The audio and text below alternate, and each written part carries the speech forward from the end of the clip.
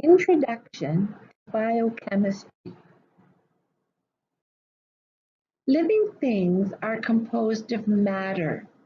Matter has mass, occupies space, and is found in a bewildering variety of forms. According to the Bohr-Rutherford model of an atom, the atom is composed of an extremely small nucleus containing positively charged protons, shown as P with a plus sign, neutral neutrons, shown as N to the exponent 0, and surrounded by tiny negatively charged electrons, shown as E minus. The atomic number, we'll use Z, is equal to the number of protons in the nucleus, and in a neutral atom, to also the number of electrons. The mass number, which we will show as A, equals the sum of the protons and neutrons in the nucleus.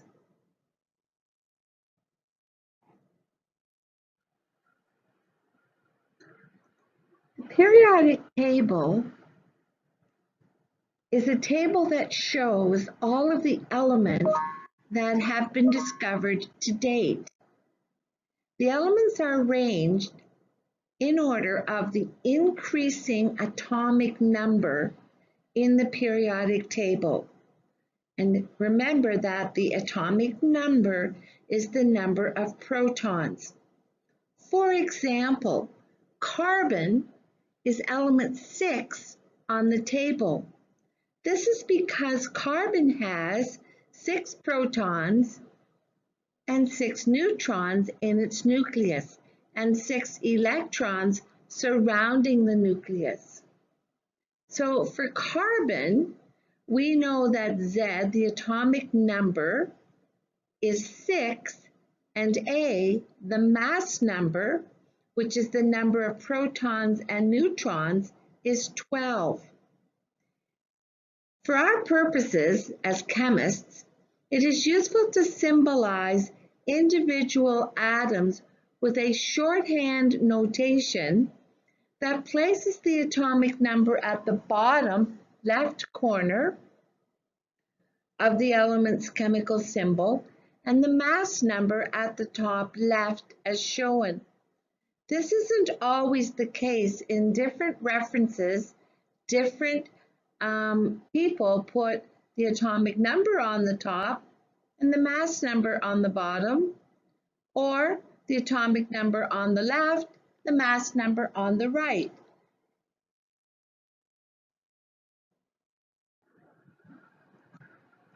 Electrons are not arranged haphazardly around the nucleus of the atom. They occupy positions at various distances from the nucleus depending on their energy content.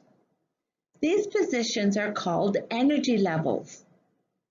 As the electrons move to new positions farther from the nucleus, the potential energy increases.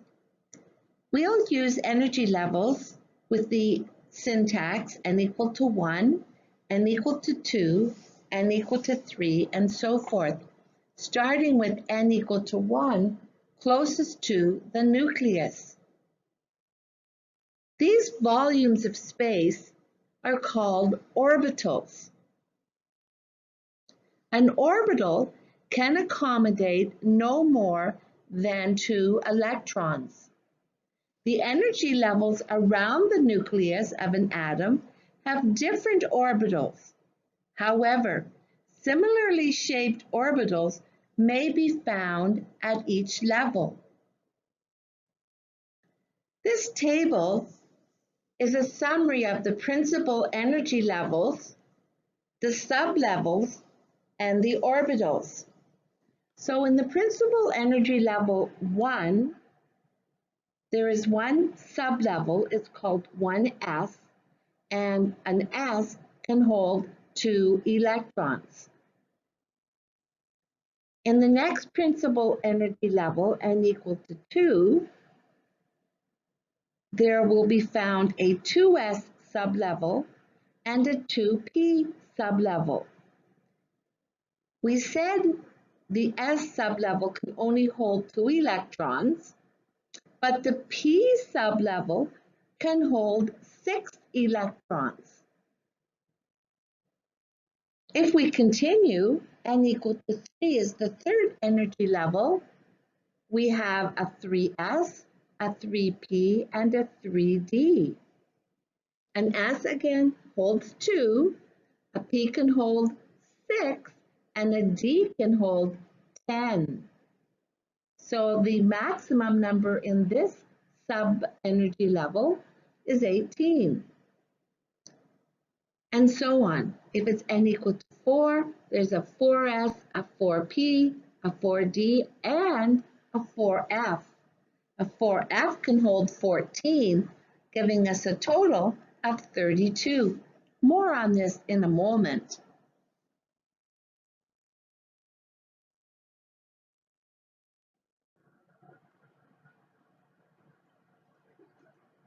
Energy levels, a closer look.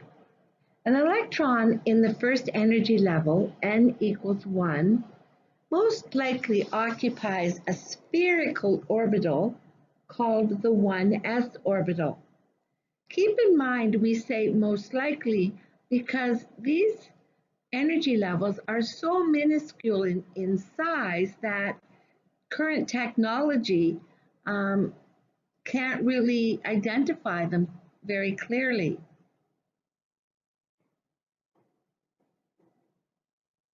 When two electrons occupy an orbital, they pair up, forming a more stable arrangement than does the electron by itself. Electron shell diagrams are one way that you can illustrate electrons. They're shown as dots on shells surrounding the nucleus. In the second energy level, n equal 2, electrons may occupy a spherical orbital called the 2s orbital, which is larger than the 1s orbital, or any of the three dumbbell-shaped 2p orbitals.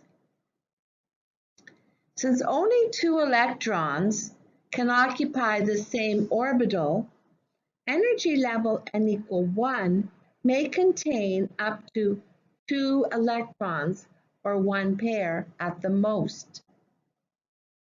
Energy level n equal to 2 may contain up to 8 electrons, 4 pair. Remember that a 2s can contain 2 electrons and a 2p can contain 6 electrons for our total of 8. Higher energy levels contain more electrons with higher energy values. And as we referred to earlier, the orbitals are called 3s, 3p, 3d, and then so on, as in 4s, 4p, 4d, and 4f. This will continue as energy levels continue. The arrangement of electrons in the orbitals is called the atom's electron configuration.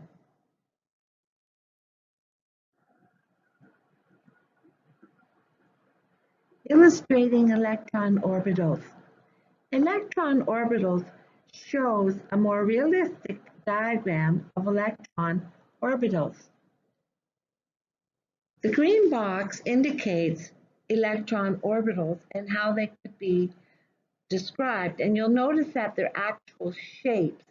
So if we're talking about the 1s orbital, it has a sphere, and then the 2p orbital will have a different shape as well. And as you continue, you'll see that these layers overlap each other to demonstrate the shape of the electron orbitals. An easier configuration is the electron shell diagrams shown in purple.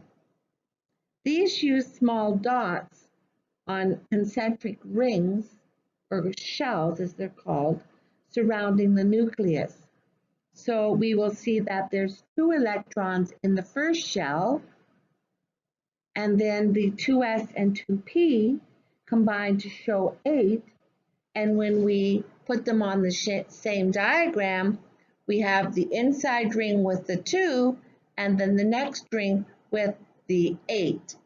And these are just visual demonstrations for us on electron orbitals.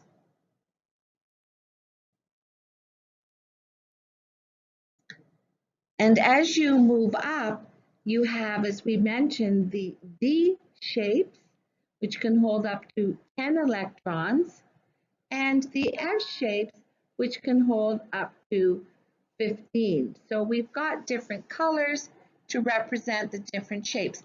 Again, this is a visualization technique that is used.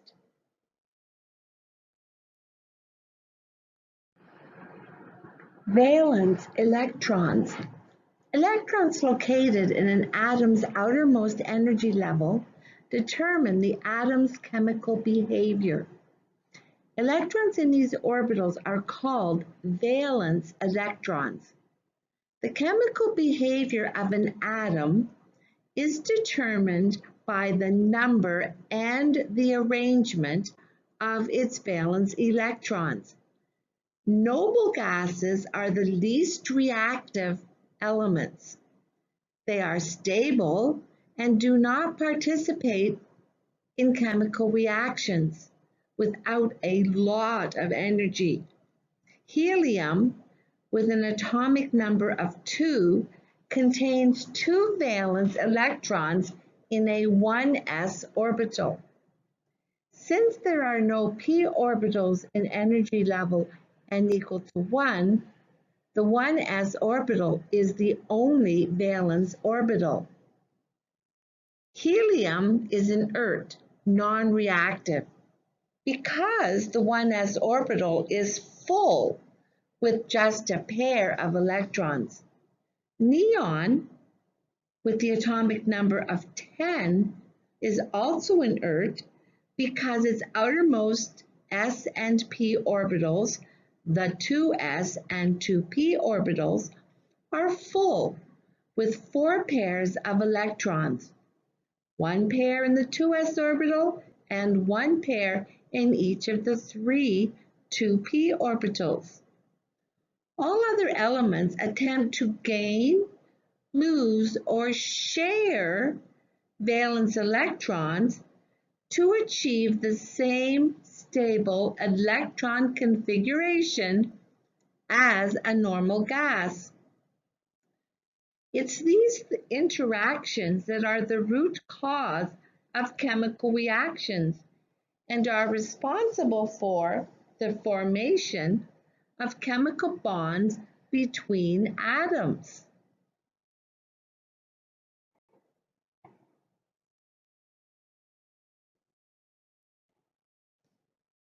Dot-Lewis diagrams are diagrams that show the elements with their valence electrons.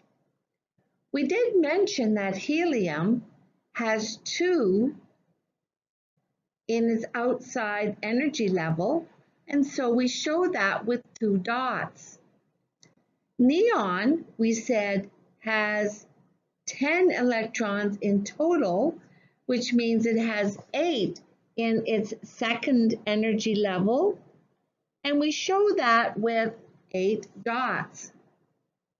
If we closely look at the periodic table, we can easily find out how many valence electrons in the outermost shell for common elements.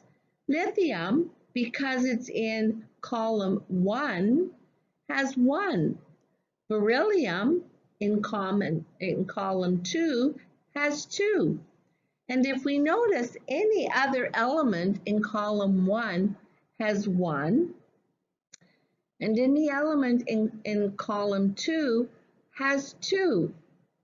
If we go over to, for perhaps 16, we see that oxygen has 6, sulfur has 6, so they will react the same way. These are just a few of the many elements.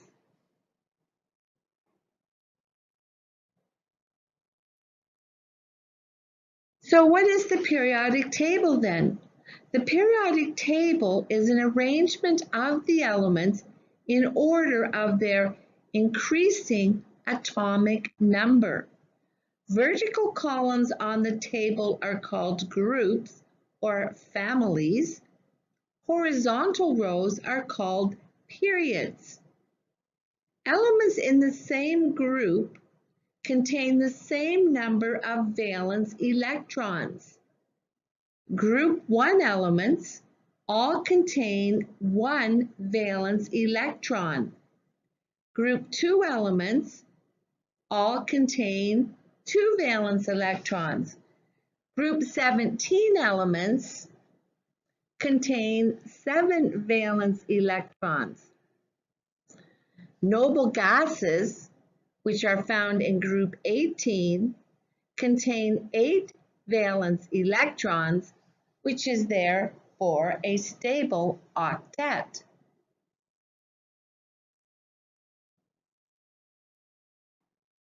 So what then are compounds? When we join elements together, they're held together by chemical bonds as they try to make a stable combination of their electrons in their outside energy level.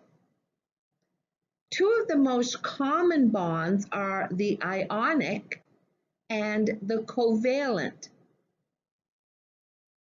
The cation is the name for a positively charged ion.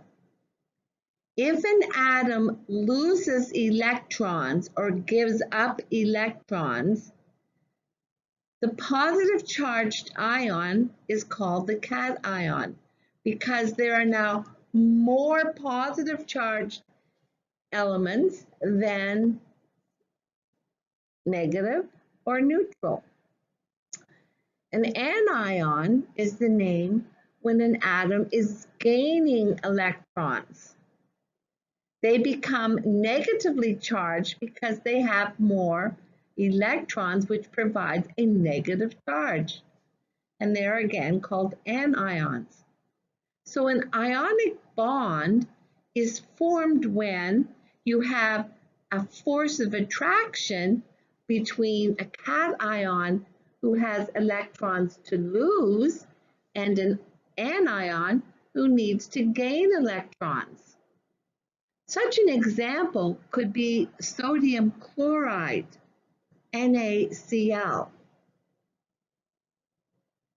Na will give up one, chlorine needs one, so they will bond together. This will result in a salt or an ionic solid. Covalent bonds are formed when two atoms share one or more pair of their valence electrons.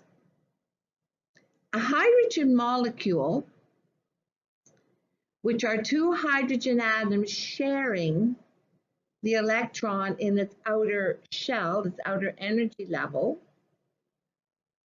and it becomes then a single covalent bond. Some molecules contain double bonds and even some triple bonds. For example, the oxygen molecule O2 is comprised of two oxygen atoms held together by a double covalent bond. This means that they are sharing two pairs of electrons. The nitrogen molecule, or N2, is comprised of two nitrogen atoms with a triple bond between them. That means that 3 pairs of electrons are shared.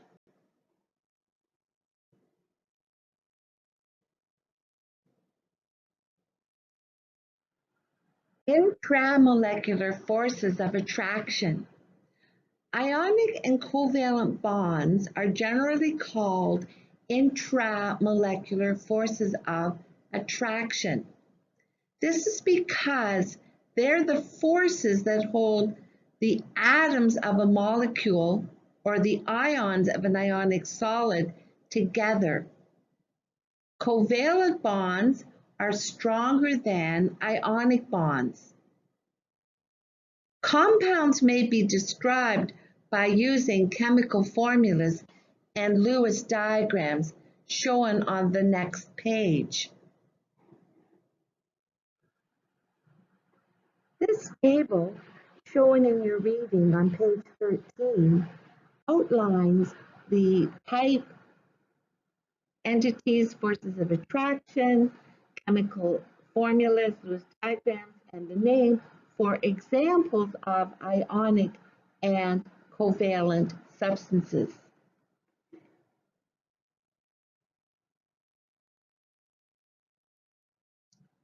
Up next, electronegativity and polarity.